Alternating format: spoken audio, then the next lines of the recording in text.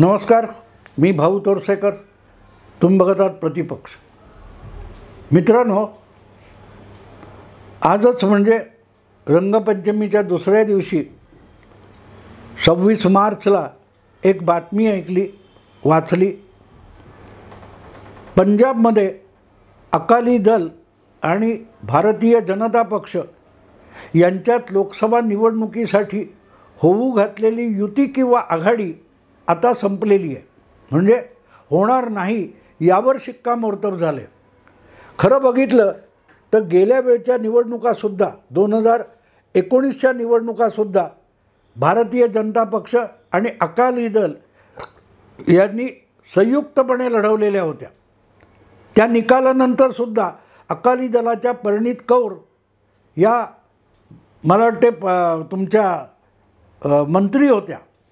पण पुढल्या काळात त्यांनी मंत्रिपदाचा राजीनामा दिला 3 शेतकरी कायद्याच्या निमित्ताने आणि ती आघाडी तुटली. अन्यथा म्हणजे शिवसेनेच्या काळापासून म्हणजे जवळजवळ 1990 पासून भाजप आणि अकाली दल यांची पंजाबमधली युती आघाडी दीर्घकाळ टिकलेली आहे. पण पंजाबमध्ये भाजपचं फारसं स्थान नव्हतं, भाजपचं फारसं बळ नव्हतं. कायम अकाली दलाचा छोटा भाऊ म्हणूनच भाजप हा पंजाबमध्ये राजकारण करत राहिला, निवडणुका लढवत राहिला. ज्या काय 13 जागा आहेत त्याच्यात कधी 3, 4, कधी 2 अशा जागा भाजपच्या वाट्याला आल्या आणि अकाली दलाच्या मदतीनेच भाजप त्या जागा जिंकू शकला होता. हा सगळा पूर्वी इतिहास एवढ्यासाठी सांगायचा की अकाली दलाची अवस्था आज खूप वाईट आहे. खूप वाईट एवढ्यासाठी की अवघ्या 6-7 वर्षापूर्वी म्हणजे मला वाटते 2022पर्यंत अकाली दल हा पंजाबमध्ये सत्ताधारी पक्ष होता. प्रकाशसिंग बादल हे सलग 10 वर्ष मुख्यमंत्री होते आणि त्यांचे चिरंजीव सुखबीरसिंग बादल हे जवळजवळ तितकाच काळ पंजाबचे उपमुख्यमंत्री म्हणून काम करत होते. सुखबीरसिंग बादल यांची पत्नी ही खासदार म्हणून निवडून येत होती आणि त्या बळावर मोदी सरकारमध्ये जवळजवळ 7 वर्ष त्या केंद्रीय मंत्री म्हणून काम करत होत्या. पण आता ती आघाडी शेती कायद्यामुळे तुटली आणि गेल्या विधानसभा निवडणुकीत तर अकाली दलाचा सफाया झाला, पुरता सफाया झाला. खरं बघितलं तर 2022च्या निवडणुकीत आणि अकाली दलाचा सफाया झाला होता. कारण सत्तेत बसलेला काँग्रेस पक्ष पराभूत झाला आणि त्याच्या जागी आम आदमी पक्षाला प्रचंड बहुमत मिळालं. काँग्रेस पक्ष विरोधी पक्ष म्हणून निवडून आला आणि त्याआधी 10 वर्ष सत्तेत असलेला अकाली दल हा 3ऱ्या क्रमांकाचा पक्ष झाला. प्रकाशसिंग बादल यांचं निधन झालं आणि आता अकाली दलाला अक्षरशः राजकारणात फारसं स्थान राहिलं नाही असं म्हणावं लागेल. कारण विचित्र परिस्थिती अशी आली आहे की ज्या पंजाबपुरताच शीख समाज हा प्रामुख्याने मोठ्या संख्येने आहे आणि त्यामुळे शीख समाजाची सत्ता म्हणून जो पंजाब दीर्घकाळ अकाली दलाच्या पंखाखाली राहिला होता, तिथूनच अकाली दल संपण्याची वेळ आलेली आहे. आणि म्हणून या सगळ्या विचित्र परिस्थितीतून आपल्या पक्षाचं पुनरुज्जीवन व्हावं म्हणून माजी उपमुख्यमंत्री सुखबीरसिंग बादल हे भाजपबरोबर परत एकदा आघाडी व्हावी म्हणून आटापिटा करत होते. पण दरम्यान आता अकाली दलाची गरज भाजपला राहिलेली नाही. इतके दिवसाची गोष्ट वेगळी होती. पण गेल्या विधानसभा निवडणुकीत आम आदमी पक्षाला प्रचंड यश मिळालं आणि काँग्रेस हा सफाया झाला. याला आम आदमी पार्टी कारणीभूत असण्यापेक्षा खुद्द राहुल गांधी आणि प्रियंका गांधी हे कारणीभूत होते. कारण त्यांनी अमरिंदर सिंग हे चांगलं सरकार चालवत होते, पक्ष देखील चांगल्या स्थितीत होता. त्याचं वाटोळं करण्याचं काम प्रियंका वाड्रा आणि राहुल गांधी या भावंडांनी केलं. कारण नसताना नवजोत सिद्धू यांच्या नादी लागून पंजाबचा मुख्यमंत्री बदलला. त्यामुळे अमरिंदर सिंग यांना पक्ष सोडावा लागला. त्या काळात काँग्रेसचे प्रदेशाध्यक्ष असलेले सुनील जाखड यांना पक्ष सोडावा लागला आणि आज ते दोन्हीही काँग्रेसचे दिग्गज नेते भाजपत आलेले आहेत. काँग्रेसचा बहुतेक जुना सगळा कार्यकर्ता नेता हा हळूहळू करत राष्ट्रीय पक्ष म्हणून भाजपत दाखल झालेला आहे. अकाली दल क्षीण झालेला आहे आणि आम आदमी पार्टी पंजाबमध्ये सत्तेत बसलेली आहे. अकाली दलाची अशी अवस्था का झाली आणि ही फक्त अकाली दलाची दुर्दशा आहे असं मानण्याचं बिलकुल कारण नाही, बिलकुल कारण नाही. अकाली दल हा एक प्रादेशिक पक्ष होता. शिवसेना, राष्ट्रवादी हे महाराष्ट्रातले प्रादेशिक पक्ष आहेत, म्हणजे त्या राज्याबाहेर त्यांना फारसं स्थान नाही. राष्ट्रीय जनता दल लालू प्रसाद यांचं, मुलायम सिंग अखिलेशचा समाजवादी पक्ष किंवा तुमचे इतर नितीश कुमारांचा जनता दल युनायटेड, देवेगौडांचा जनता दल सेक्युलर असे पक्ष आपण बघितले तर ते प्रादेशिक पक्ष आहेत. आंध्रमधला चंद्राबाबूंचा तेलुगू देसम, तेलंगणामधला काय तो चंद्रशेखर राव यांचा भारत समाज, काय तो भारत राष्ट्र समिती, हे सगळे पक्ष बघितले ते प्रादेशिक पक्ष आहेत. प्रादेशिक पक्ष आहे. आपल्या राज्याच्या सीमेबाहेर त्यांना बाकीच्या राष्ट्रीय राजकारणात फारसं स्थान नाही. भले त्यांचे 2, 5, 25 खासदार लोकसभेत निवडून जात असतील, 2-4 लोक राज्यसभेत पोहोचत असतील, पण तरीही राष्ट्रीय राजकारणामध्ये त्यांना फारसं स्थान नाही. कुठच्या तरी मोठ्या पक्षाच्या वळचणीला जाऊन बसायचं एवढंच त्यांचं राजकारणातलं स्थान आहे. पण दुसरी एक बाजू बघितली पाहिजे, हे सगळे प्रादेशिक पक्ष जे आहेत, मग एकाच राज्यात 2-2, 3-3 पक्ष असतील पण राज्याबाहेर त्यांना स्थान नाही आहे. याची 2 महत्त्वाची कारणं आहेत की असे पक्ष हे एकतर विशिष्ट जाती समूहाचे पक्ष आहेत आणि दुसरी गोष्ट हे पक्ष हे एका परिवाराकडून चालवले जाणारे पक्ष आहेत.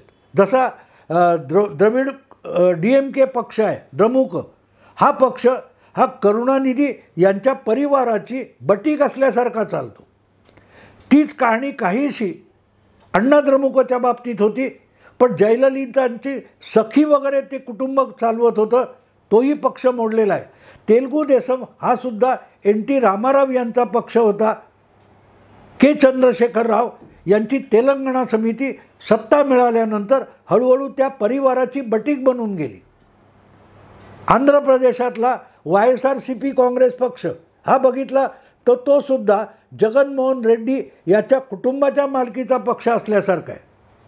उत्तर प्रदेशातला अखिलेशचा समाजवादी पक्ष, मायावतींचा बसपा, बिहारमधला लालू प्रसादांचा राष्ट्रीय जनता दल, हे सगळे पक्ष बघितले तर ते हळूहळू करत कुटुंबाची मालमत्ता बनवून गेलेले. अलीकडेच मायावतींनी आपला जो पुतण्या किंवा भाचा आहे त्याला जाहीर करून टाकला आपला वारस म्हणून, म्हणजे तोही एक कौटुंबिक मालमत्तेचा पक्ष झाला. ममता बॅनर्जी यांची अवस्था वेगळी नाही आहे, देवेगौडांच्या पक्षाची अवस्था वेगळी नाही आहे. त्यामुळे काँग्रेस हा राष्ट्रीय पातळीवरचा एक परिवारवादी पक्ष आहे आणि बाकीचे जे पक्ष आहेत आपण बघतो ते सुद्धा एका परिवाराच्या मालकीची मालमत्ता एवढ्यापुरते राजकीय पक्ष आहेत. आणि दुसरीकडे एका बाजूला परिवाराची हुकूमत त्या पक्षांवर चालते आणि दुसऱ्या बाजूला हे पक्ष प्रामुख्याने एका विशिष्ट कुठच्या तरी जाती समूह समाज घटकापुरते मर्यादित पक्ष आहेत आणि त्यामुळे त्याच राज्यातल्या इतर जाती समूह किंवा समाज घटकाबरोबर त्यांचं जुळतंच असं नाही. मोठं उदाहरण उत्तर प्रदेश आहे. मायावतींच्या दलित आणि जाटव विरुद्ध अखिलेशच्या यादव समाजाची कायम हाडवैर असल्यासारखं असतं. सांगायचा हेतू मित्रांनो असा आहे, की हे सगळे पक्ष भाजपशी टक्कर का देऊ शकत नव्हते? कारण पूर्वीच्या काळात हेच पक्ष किंवा असेच पक्ष हे काँग्रेसशी सुद्धा टक्कर देऊ शकत नव्हते. कारण काँग्रेस किंवा भाजप हे राष्ट्रीय पक्ष म्हणजे सर्वसमावेशक पक्ष आहेत. देशभरच्या सगळ्या जाती धर्म अशा वेगवेगळ्या घटकात विभागला गेलेला जो मतदार आहे त्याच्या सामूहिक हिताला भाजप किंवा काँग्रेसमध्ये प्राधान्य असतं. तितकं प्राधान्य या प्रादेशिक पक्षांना त्यांच्या पक्षात इतर समाज घटकांना देता येत नाही, इतर धर्मीयांना देता येत नाही.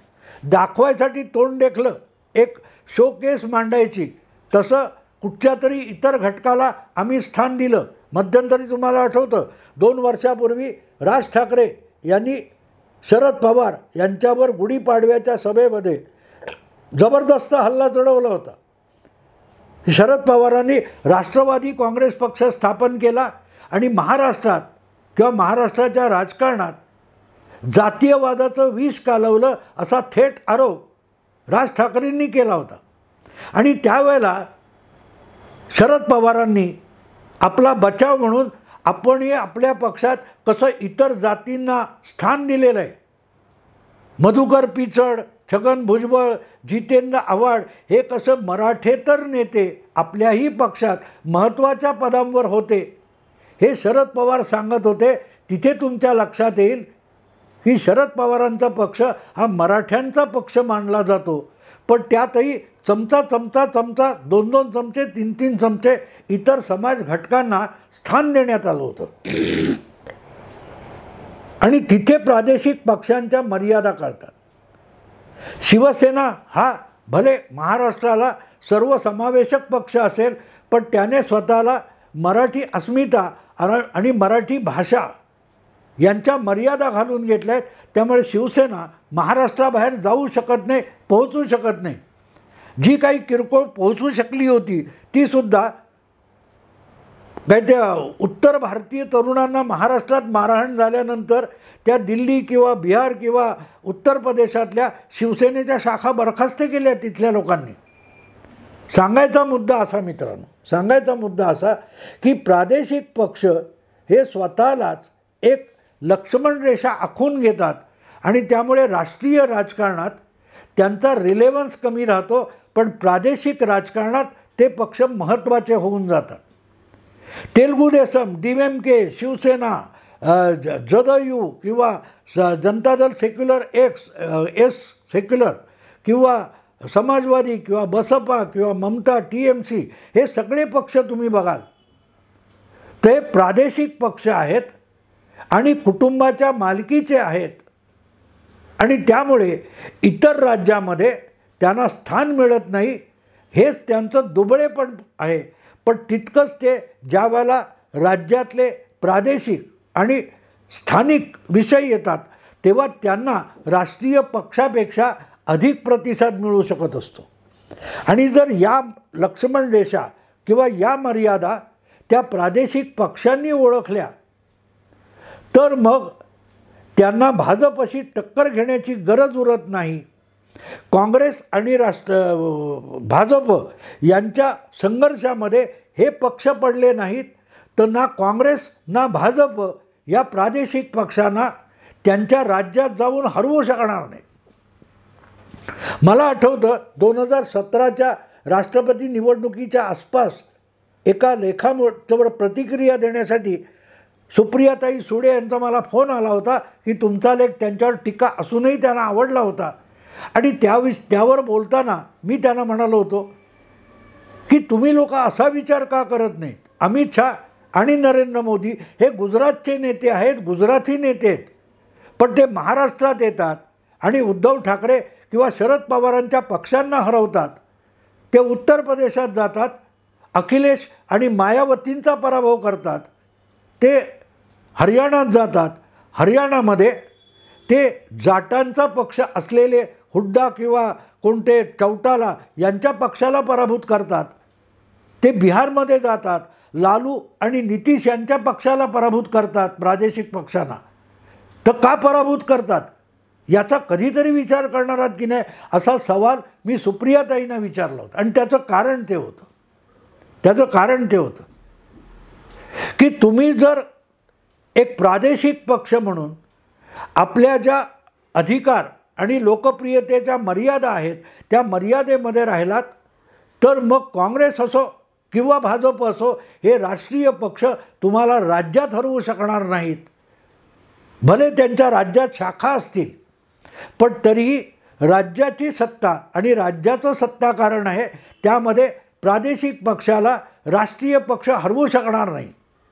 पण जर त्या राष्ट्रीय पक्षाला प्रादेशिक पक्ष असून तुम्ही उठता बसता आव्हान करायला निघाल, तर मग राष्ट्रीय पक्षाला कंबर कसून प्रादेशिक पक्षाला राज्यामध्ये पराभूत करावं लागतं.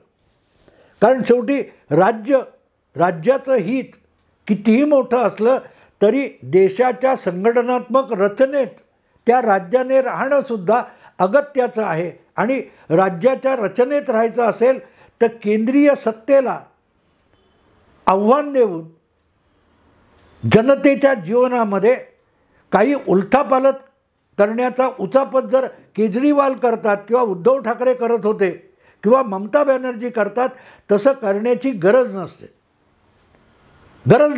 ममता बॅनर्जींना भाजप हरवू शकला नसता, पण ते करता करता त्यांनी भाजपला जागा करून दिली. तेलगू देसम असो, समाजवादी पक्ष असो, तुमचे मायावती असो, यांनी उत्तर प्रदेशात भाजपला एक जागा निर्माण करून दिली. आणि आज उत्तर प्रदेशात राज्याची सत्तासुद्धा भाजपकडे.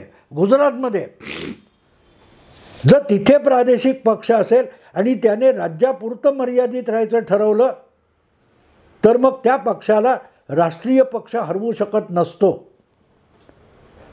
पण ज्या वेळेला तुम्हाला प्रादेशिक अस्मितेच्या मर्यादा आहेत आणि त्याच्या पलीकडे परत तुम्ही तो पक्ष, ती संघटना एका कुटुंबाची बटीक बनवली, गुलाम बनवली, तर मग त्याच अस्मितेचे, त्याच भाषेचे किंवा त्या जाती घटकाचे तुमचे प्रतिस्पर्धी नेते राष्ट्रीय पक्षाचे पदाधिकारी होतात. आणि ते पदाधिकारी तुमच्या राज्यातले विरुद्ध तुम्ही अस्मितेचे ते नेते यांच्यातल्या संघर्षात राष्ट्रीय पक्षाचं वजन वाढत जातं. भले आज गुजरातचे 2 नेते हे भाजपचे सर्वोच्च नेते असतील, पण महाराष्ट्रात शरद पवार आणि उद्धव ठाकरे यांच्या पक्षाविरुद्ध इथे लढणारे सगळेच्या सगळे भाजपचे नेते शुद्ध मराठी आहेत. त्यांच्या मराठीपणाला ना शिवसेना नाकारू शकते, ना तुमचं राष्ट्रवादी नाकारू शकतो.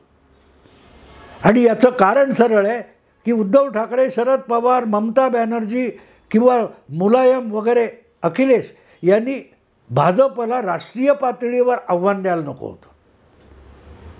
भाजपने काँग्रेसला आव्हान देणं वेगळं आणि त्या काँग्रेसला अखिलेश, मायावती, ममता, उद्धव ठाकरे यांनी साथ देणं वेगळं. त्यात काँग्रेसचं नुकसान होणार नाही आहे, प्रादेशिक पक्षाचं नुकसान होणार आहे. कारण प्रादेशिक पक्ष आपल्या सीमारेषा ओलांडून चुकीच्या वाटेने जायला निघालेले आहेत. आणि म्हणून तुम्हाला आठवत असेल की दीड वर्षापूर्वी कधीतरी भाजपचे राष्ट्रीय अध्यक्ष JP नड्डा म्हणाले होते की हे सगळे प्रादेशिक पक्ष हळूहळू करत अस्तंगत होतील. ते अस्तंगत होतील असं म्हणाले, ते प्रादेशिक अस्मितेच्या विरुद्ध होते म्हणून म्हणाले नव्हते. त्यांनी या पक्षांची अवस्था बघितली होती. ती अवस्था हे एका कुटुंबापुरच्या मालकीपुरते मर्यादित पक्ष आहेत. त्या भाषेतले, त्या जाती समूहातले जे नवे होतकरू तरुण आहेत त्यांच्यासाठी त्या पक्षात स्थान नाही. म्हणूनच त्यांना भाजपकडे यावं लागेल आणि त्यांचाच उपयोग करून आपण राष्ट्रीय अस्मिता, प्रादेशिक अस्मिता एक करून प्रादेशिक पक्षाला हरवू शकतो. ही गोष्ट किंवा हा सिद्धांत JP नड्डांनी सांगितला होता, पण तो समजून घ्यायला किती लोक तयार होते. आणि त्यामुळे आगामी लोकसभा निवडणुकीत अनेक प्रादेशिक पक्ष पुरते नामोहरम होऊन जाणार आहेत. आत्ता आपण बघितलं विधानसभा निवडणुकीत एका राष्ट्रीय पक्षाकडून, काँग्रेसकडून BRS या पक्षाचा पराभव झाला. उद्या बंगालमध्ये ममतांचा पराभव होईल किंवा तमिळनाडूमध्ये भाजप हा अण्णा DMKला मागे टाकून 2 नंबरचा पक्ष तमिळनाडूमध्ये झाला, तो प्रादेशिक पक्षांच्या अस्ताचा आरंभ म्हणावा लागेल. आणि म्हणून ज्या दिशेने राजकारण चालू आहे आता, त्यामध्ये प्रादेशिक पक्षांनी आपलं अस्तित्व आणि आपल्या मर्यादा ओळखल्या तर नवीन पटनाईक जसे 25 वर्ष ओडिशामध्ये टिकून आहेत, त्यांना भाजप किंवा काँग्रेस हरवू शकले नाहीत, तसंच प्रादेशिक मर्यादेमध्ये शिवसेना वगैरे जे पक्ष आहेत प्रादेशिक, TMC, DMK यांना भाजप पण हरवू शकणार नाही. पण त्यांनी आपल्या मर्यादा सोडल्या तर त्यांच्या दारुण पराभवाला आणि अस्तंगत होण्याला दुसरा कुठलाही पर्याय नाही. मित्रांनो, आत्ता इथेच थांबतो. आवडलं लाईक करा, शेअर करा, सबस्क्राईब करा. नमस्कार.